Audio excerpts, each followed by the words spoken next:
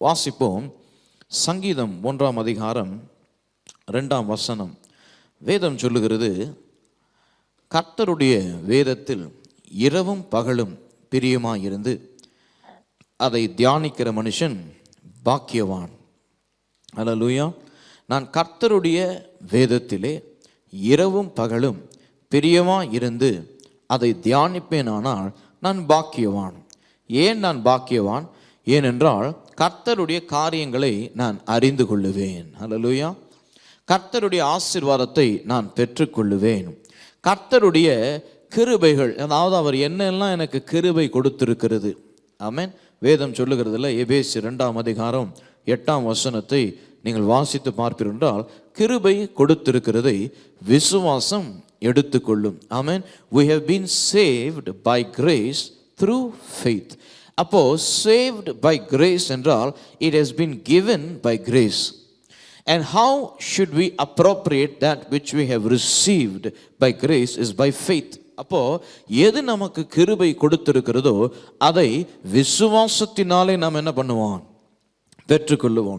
அப்போ விசுவாசத்தினாலே நாம் பெற்றுக்கொள்ள வேண்டுமானால் கிருபை என்ன நமக்கு கொடுத்திருக்கிறது என்பதை நாம் அறிந்து கொள்ள வேண்டும். அப்போ கிருபை என்ன கொடுத்திருக்கிறது என்று நான் அறிந்து கொள்ள வேண்டும் என்றால் நான் வேதத்தை வாசிக்க வேண்டும். அல்லேலூயா. வெரி சிம்பிள் பாருங்க.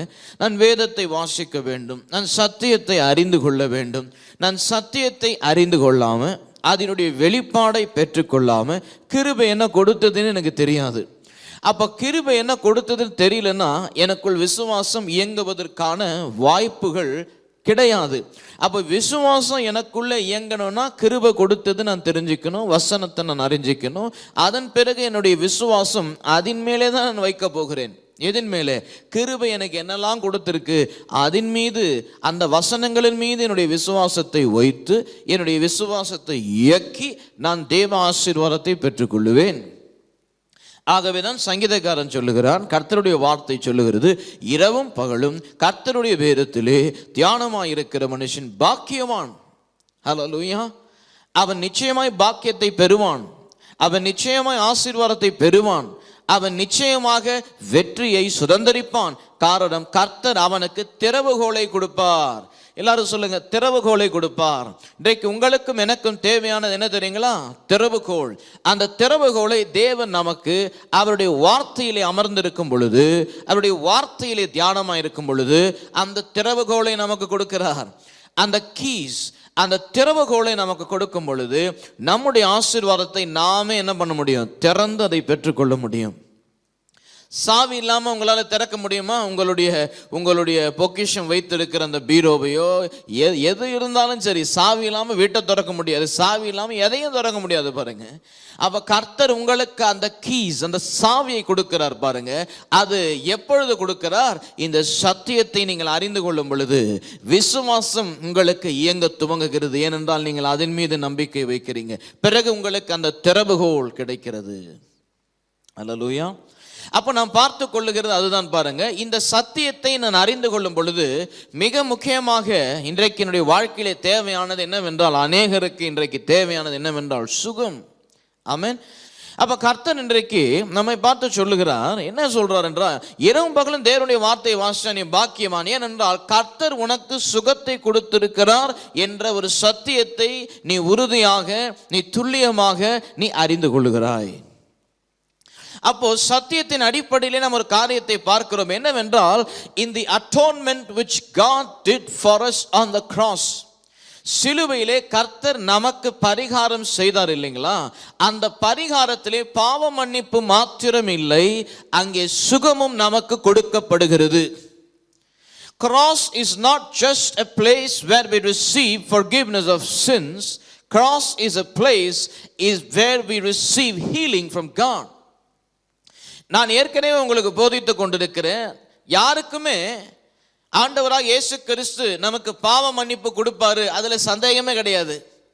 எல்லாருக்குமே நம்பிக்கை இருக்கிறது. ஆமா, ஆண்டவராக இயேசு கிறிஸ்து தன் ரத்தத்தை சிந்தி எனக்கு பாவ மன்னிப்பை பெற்று கொடுத்திருக்கிறார் என்ற நிச்சயம் எல்லாருக்கும் இருக்கிறது.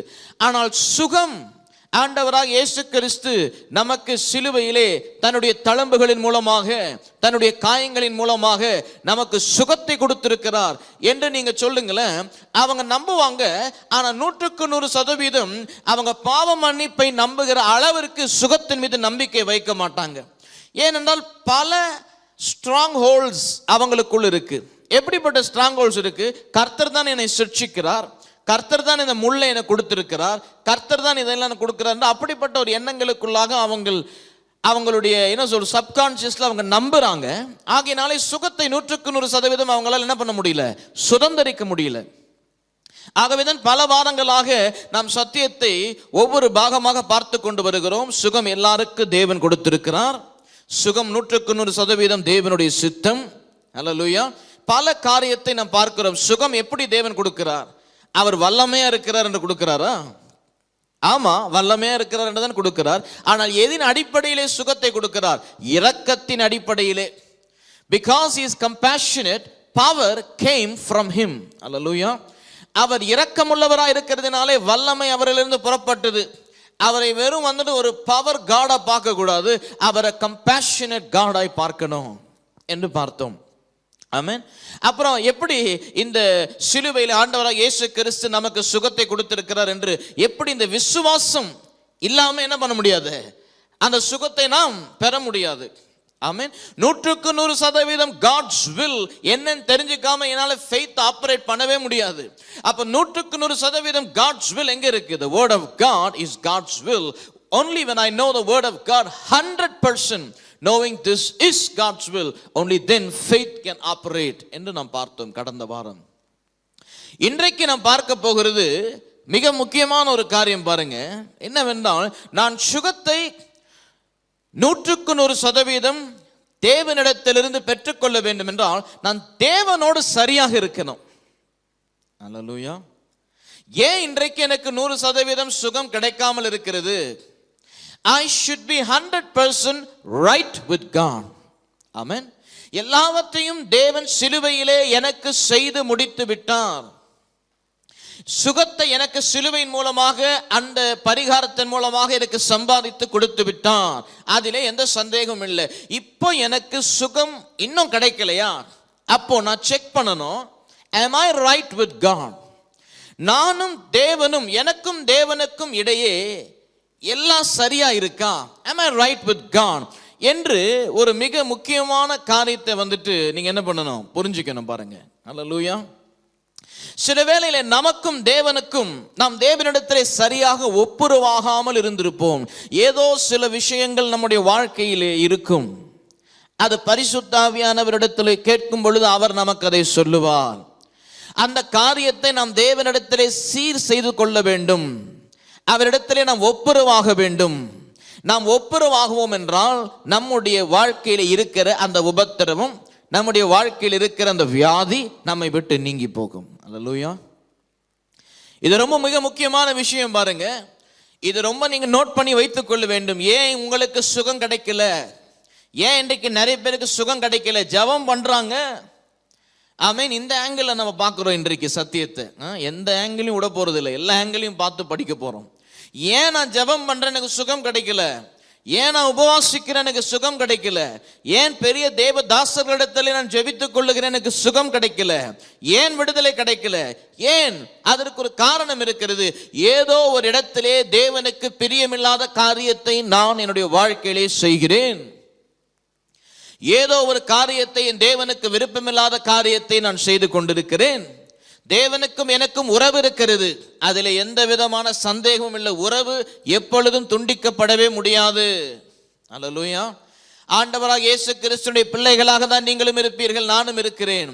அதில் எந்த மாற்றமும் இல்லை, அது மாறாது, நித்தியத்திற்கு அது மாறாது. ஏனென்றால் இரத்த உடன்படிக்கைக்குள் நாம் இருக்கிறோம். அது இயேசு கிறிஸ்துவின் இரத்த உடன்படிக்கைக்குள் இருக்கிறோம். நிச்சயமாக உறவிலே எந்த மாற்றம் வராது. ஆனால் ஐக்கியத்திலே கர்த்தருக்கு விருப்பமில்லாத ஏதோ சில காரியம் நம்முடைய வாழ்க்கையில இருக்கும். அதன் நிமித்தமாக சத்துருவானவன் நம்முடைய வாழ்க்கையில சூறையாடி கொண்டிருப்பான். நல்லா கவனிக்கணும் பாருங்க இந்த விஷயத்தை. கர்த்தர் இப்படிப்பட்டவர்களுக்கு வியாதியை கொடுக்கிறது. நிறைய பேர் நினைக்கிறாங்க கர்த்தர் தான் வியாதியை கொடுக்கிறார் கிடையாது. கர்த்தர் வியாதியை கொடுக்கல. நாம் ஏதோ ஒரு சில காரியம் நமக்கு தேவனுக்கும் இடையே சரியாக இல்லை, ப்ராப்பர் ரெக்கன்சிலியேஷன் நமக்கும் ஆண்டவருக்கும் இடையே இல்லாதது நிமித்தம் அதை சத்துருவானவன் பார்த்து அவன் நம்முடைய வாழ்க்கைக்குள்ளாக நுழைந்து நம்மை சீர்குலைக்க பார்க்கிறான். அப்போ என்ன மிக முக்கியமான காரியத்தை நீங்களும் நானும் செய்யணும்? தேவனோடு நான் சரியாக ஒப்புரவாக வேண்டும். Am I right with God? Hallelujah. எனக்கும் தேவனுக்கும் இடையே எல்லாம் சரியா இருக்கிறதா, அவருக்கு பிரியமா என்ன நடக்கிறேனா இல்லையா என்று நமக்கு தெரியும். ஒருவேளை தெரியல என்றால் பரிசுத்த ஆவியானவர் நமக்கு ஞாபகப்படுத்துவார். நிச்சயமாக நான் தேவனோடு சரியா இருக்கிறேனா இல்லையா என்பது எனக்கு நல்லாவே தெரியும் பாருங்க. ஹல்லேலூயா.